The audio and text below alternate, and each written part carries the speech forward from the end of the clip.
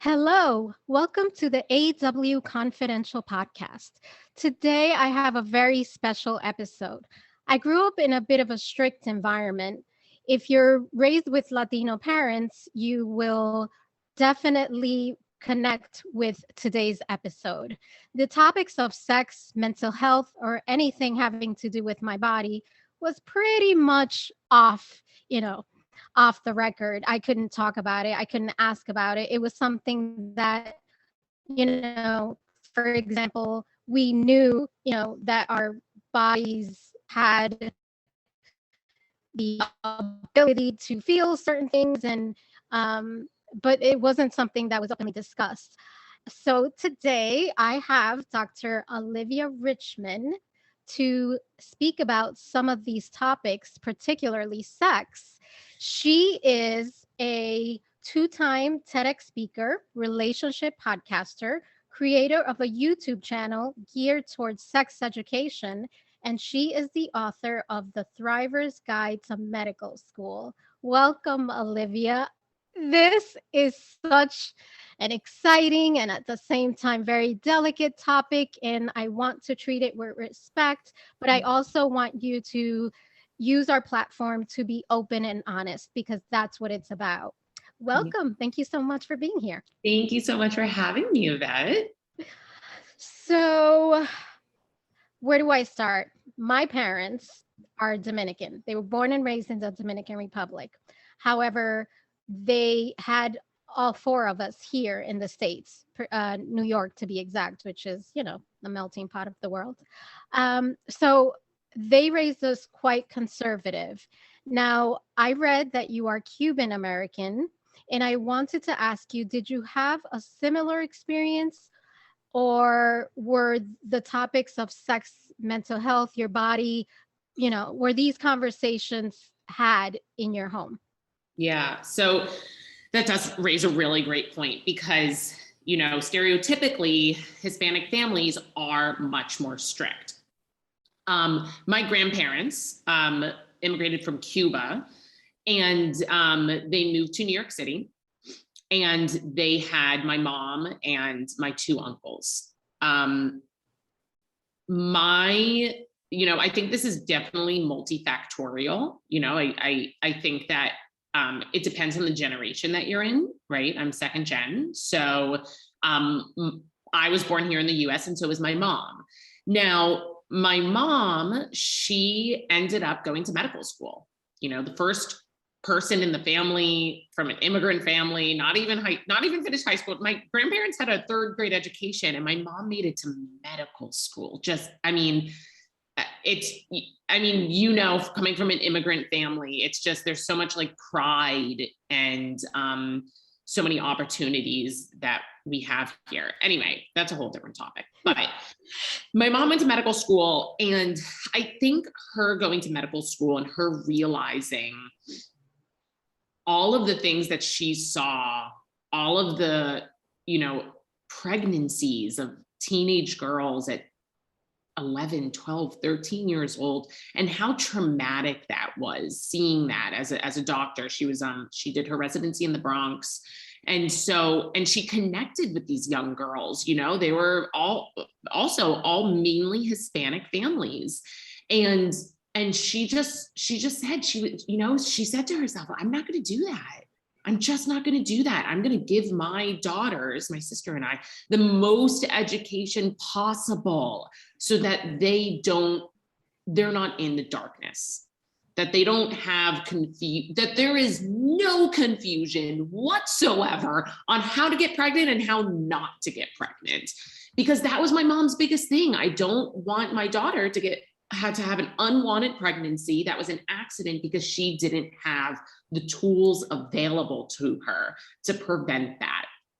Not saying that you can't go off and have a college and medical degree with children. Of course you can. This is 2022. Anything is possible. But my mom wanted me to have the choice, to have that choice. And in order to have choice, you have to have the knowledge. And I think, like I said before, I think it's multifactorial. I think New York and depending on the generation that you in. I think New York is a bit more liberal. My cousins in Miami, they were not raised this way. It was conservative. It was not talked about. So you're in two different worlds, geographically, and also like where you are, what generation you are. So that's how it was for me. So your mom had the conversation about sex, about preventing pregnancy, and so she was very open about it. Yeah, she was so open, and it wasn't just the conversation. Like it was a continuous conversation. It wasn't just one conversation. She read up on it even. Kids at around 7 years old, that's the age, that's when they ask about sex. Where do babies come from? So around that age, 6, 7, 8, around there, depending on the maturity of your child, that's when they're asking, where do babies come from? Well, the stork, right? Right? Yeah, exactly. Absolutely not. And so my mom said, let's go on a walk. Let's go on a walk and talk about it. And we went through all of it. And she didn't use like, the fake terms, the pee and the, whatever it is that you're using. That's really interesting that you mentioned that, because I think Latinos tend to do that quite often. And for example, when we raised our daughter, I remember the director from her school had mentioned to us how they use the medical word for their private parts. Right. And I understand it, because there's a lot of confusion that can come from giving your private parts pet names. Right. But we are just a much more educated, just more advanced generation. So I think for us, it's sort of, hopefully there is some normality to it. When, with my parents, there was just a shame or this hesitation to even say the words, which, I can't relate. I can't understand it, because I am not from that generation. But, one of the things that I find interesting, and I think it's worth mentioning, the word sex alone makes people uncomfortable. And I want to sort of get into this a little bit. What does this word mean for you? Is it, I know you don't shy away from the word, because I have seen some of your videos, but as far as, I think it can be used in a form of, power, but we were actually afraid of the word. So if it's possible for you to sort of get into maybe a little bit of the psychology behind it, or, what have you found in the use of the word? Yeah. So, with the word sex, we have to remember there's lots of meanings to it. Like we look at the word sex and we immediately become uncomfortable, but you also could look at it as the sex of the child, or sexual orientation, or, like it's not just intercourse. That doesn't have to be the only definition. And I think when we see the word sex, we immediately go to naughty, or, like our generation. It's almost dirty. Dirty. Yeah, exactly. And, I think it's about us redefining our perception of the word. It's not about redefining the word. The word is the word. Don't give it any power. It's just like how we're saying, words vagina or penis. It's just a word. Don't give it any power. It's an eyeball, an earball. I'm not having pet names for those things. And so it's just a word. It's just redefining our relationship to the word. Am I embarrassed of it? Am I ashamed of it? Do I use it for insecurities? Do I use it for power? Do I do it by myself? Do I do it with other people? What is and I think it's different for everybody. What is your relationship with the word, and how does your relationship, how does it hold you back? How does it hold you back from living your most self-expressed and powerful and empowered life? That's really how I would look at it. I love that. Yes, thank you.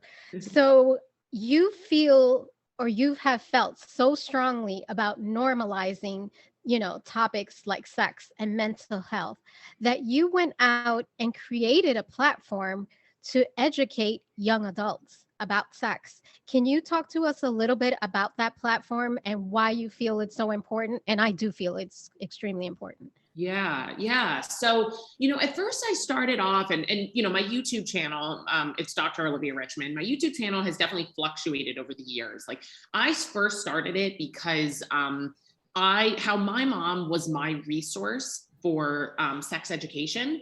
I became as you know, Hispanic families have very large families. So all of my younger cousins, I became that resource for them.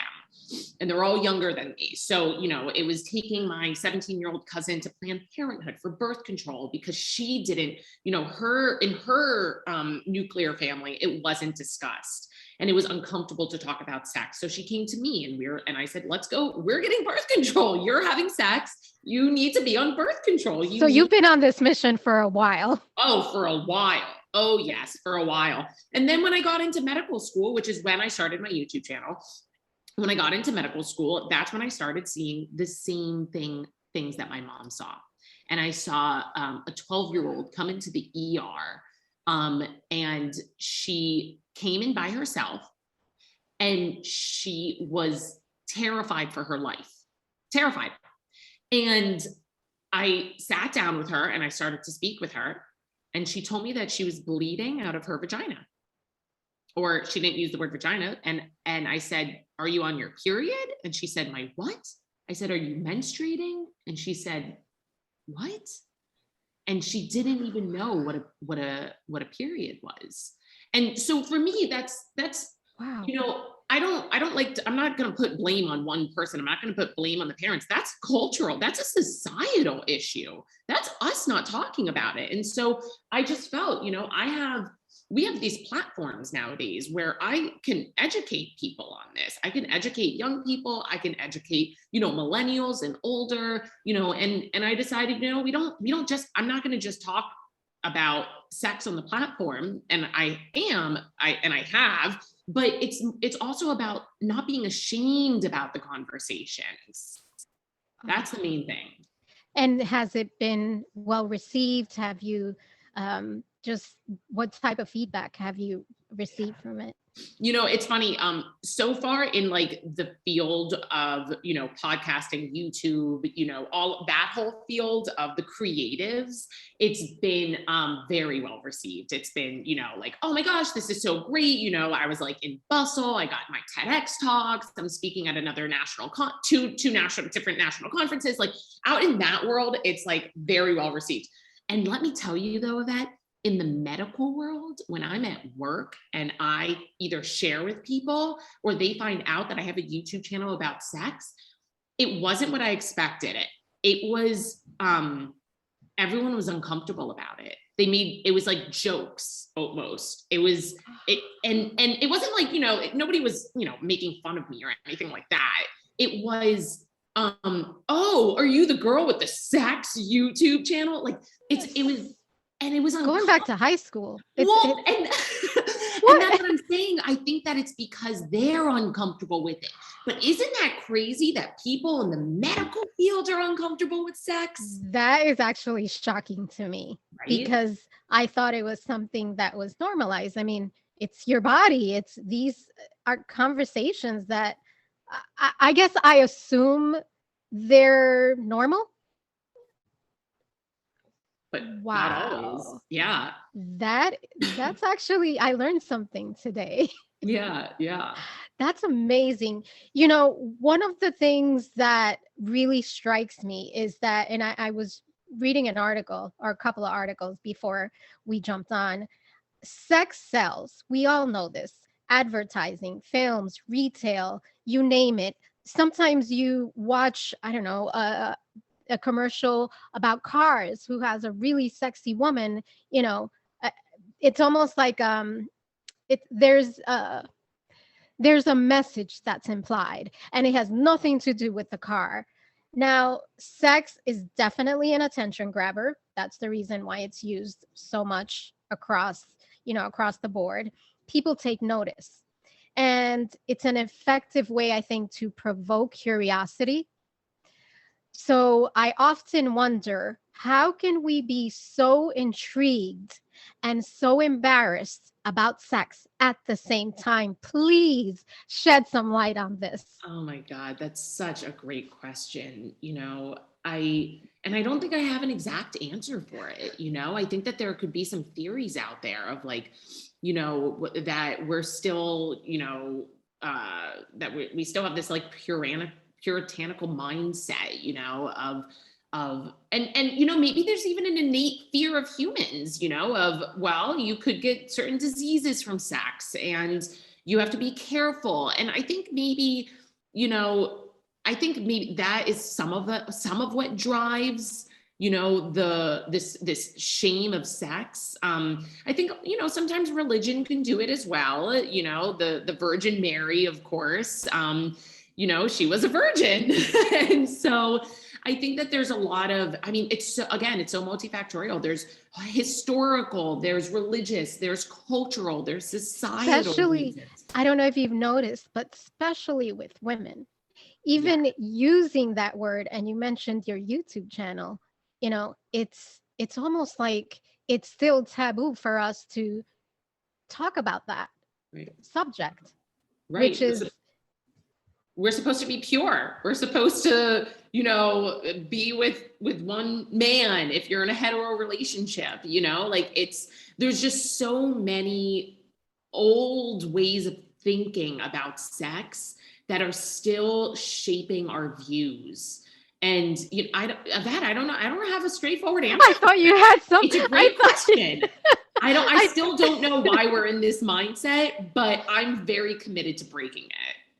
Well, I love the work that you're doing. I am a fan because any, for me, any woman that puts out their information, not only that's factual and helpful, but that is just open and, there's no shame in having these conversations. And, women that can do that, you empower us to actually say the word. This is, I think, the second time that I use the word sex on my podcast. Mm. But every time I say it, I feel like it's not a dirty word. It's part of life. It means different things. It Yeah. doesn't have to have a negative connotation. So Right. I appreciate everything that you're doing. And one of the things that I really like to do towards the end of the interview, and I'll give you a minute to think about it, or a second, is it's really important to end the interviews with some sort of takeaway or just a message. Now, I think particularly when we talk about this subject, it's really uncomfortable for parents and caretakers who are dealing with young adults, and discussing sex with them is either off the table or just something that they sort of avoid. And even sometimes for women in relationships, it's really difficult to talk to a partner about sex in general. So I wanted some advice from you, as to how in these two instances can, women or men, although I think men have a less of a hard time for whatever reason opening the dialogue, but what advice can you offer on just opening the dialogue, starting the conversation? Because I think it's really difficult for a lot of people. Yeah. I think a lot of that is driven by fear, right? Fear of what will my partner think, fear of what will my child think or do after I open up this conversation. And I think when your commitment to communication, your commitment to yourself, your commitment to growth in that area, when that commitment becomes stronger and greater than your fears, that's when you're going to say something. And there's nothing that nobody, Yvette and I can't push you to do something or push you to say something, but that's choice, and which is a beautiful thing, but that's your choice. When am I more committed to having a fulfilled, happy life, or am I more committed to my fears that are keeping me small? And just to sum that up, one of my favorite quotes is, if you want to have a hard life, have easy conversations. I did read that. I love it. And if you want to have an easy life, have hard conversations. Oof, I got chills. Oh, I don't want to let you go, but I know I have to. Thank you so, so much. You are welcome to, jump on anytime. The work that you're doing is so important, and I appreciate you. I know a lot of listeners will appreciate you as well. Can you please tell the listeners how to find you? Because I know after this, they'll be looking for you. Absolutely. Yeah. So on any platform, I am under Dr. Olivia Richman, and that is Dr. Olivia Richman. Thank you, Olivia. Thank you so much. Continue the work, and hopefully you'll come back. Listeners, thank you for joining us on another episode of the AW Confidential podcast. Talk to you soon.